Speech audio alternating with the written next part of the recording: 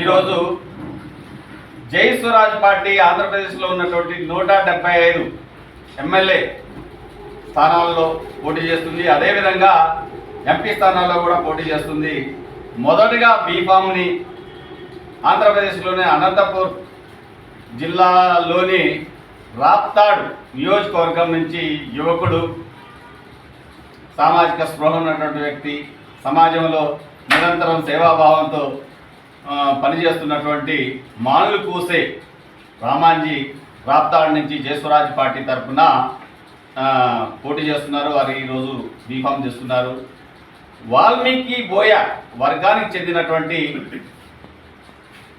రామాంజీ నియోజకవర్గంలో ప్రతి వ్యక్తికి కూడా సుపరిచితము. యువకుల్లో అనేక రకాలైనటువంటి చైతన్య కార్యక్రమాలు చేస్తుంటారు నిరంతరంగా. తను రవాణా రంగ వ్యాపారంలో అక్కడ ప్రతి గ్రామంలో ప్రతి ఇంటికి కూడా సుపరిచితుడు.